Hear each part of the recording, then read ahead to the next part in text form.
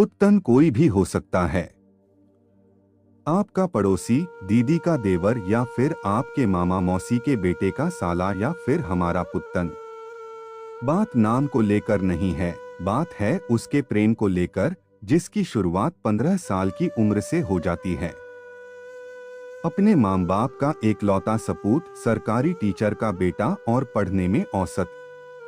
अब औसत पढ़ाई करने वाला आपका बालक प्रेम कर बैठे तो यह प्रेम उसे कैसे कैसे दिन दिखा सकता है, यह तो कहने की जरूरत ही नहीं है।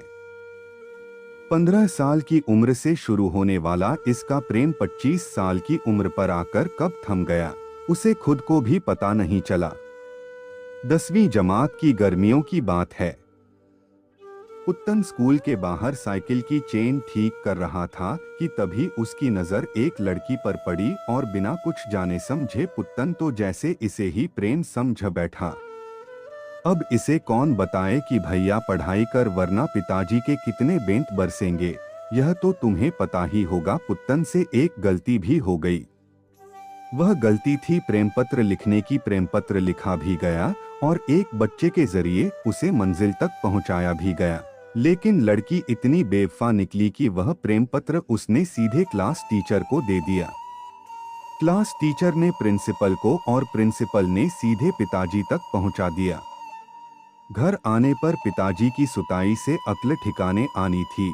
वह सिर्फ 5 दिन तक आई और फिर छठे दिन पुत्तन अपनी पुरानी प्रेमिका को भूलते हुए नए प्रेम की तलाश में निकल पड़ा। नया प्रेम ज्यादा दूर नहीं था।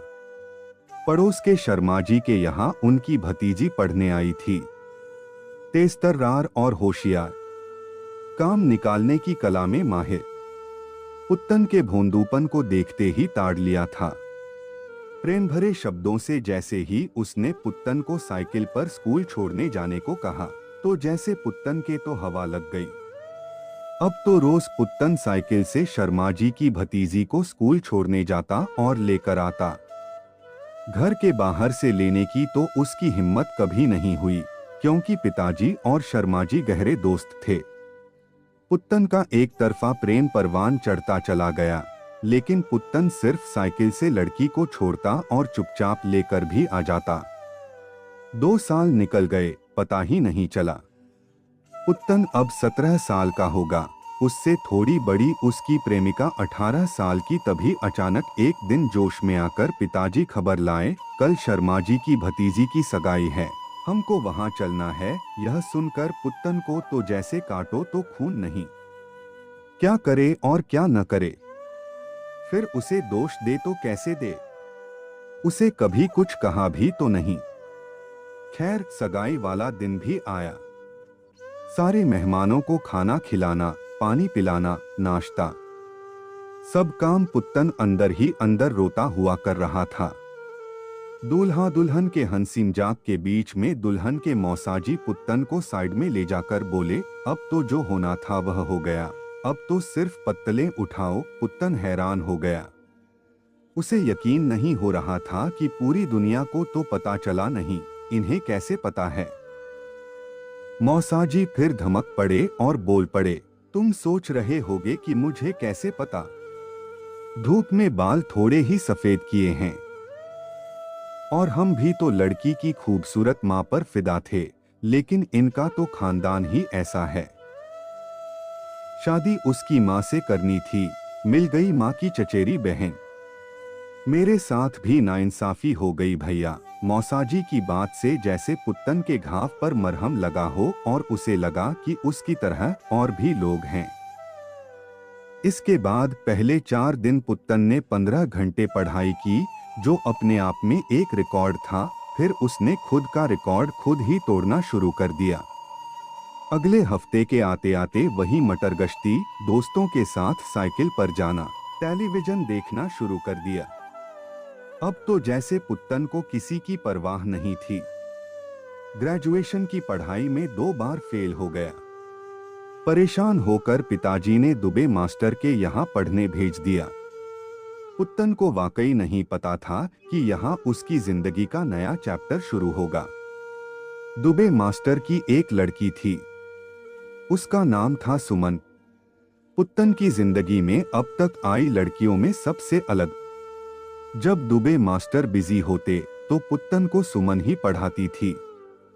पुत्तन को एक बार फिर से प्रेम हो गया, लेकिन इस बार प्रेम एक तरफा न होकर दो तरफा था। वे जानते थे कि दोनों के घर वाले इस प्रेम को स्वीकार नहीं करेंगे, तो पुत्तन ने किसी तरह से उस लड़की को घर से भागने को राजी कर लिया। पर जैसा कि आप जानते हो कि पुत्तन एकदम बेरोजगार ख्याली पुलाव नौजवान, उसे तो खुद को ही पता नहीं था कि वह क्या करेगा, तो फिर बेचारी उस लड़की को क्या खिलाता।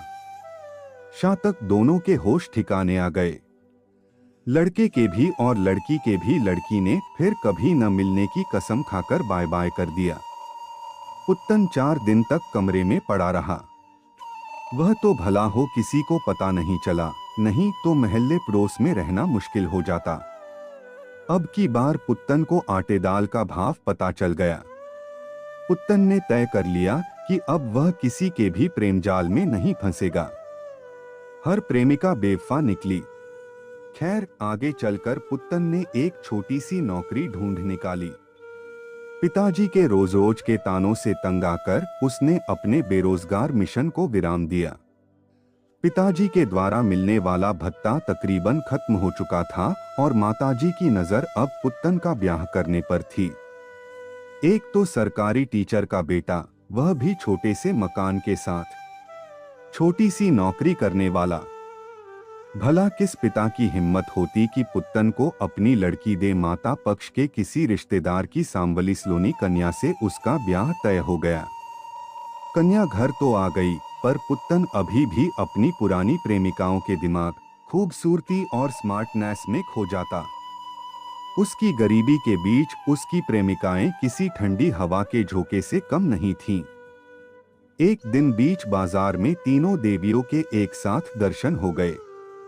उसकी ये प्रेमिकाएं अब काफी उम्र वाली और मोटी हो गई थीं। उनका ऐसा हाल देखकर उसे बड़ी हैरानी हुई। पुत्तन का बर्ताव अपनी पत्नी और बच्चों के साथ काफी तल्ख था। घर आकर अपनी दुबली-पतली लेकिन विनम्र पत्नी को देखकर उसको अपनी कामयाबी पर गर्व हुआ और उसे लगा जैसे उसने किला फतेह कर लिया हो। उसकी हालत तो घर में उन सभी लोगों से अच्छी है जो बाहर प्रदर्शन ज्यादा करते हैं। आज पुत्तन को वाकई प्रेम हो गया। आपका समय निकलकर हमारे साथ था, इसके लिए आपका धन्यवाद।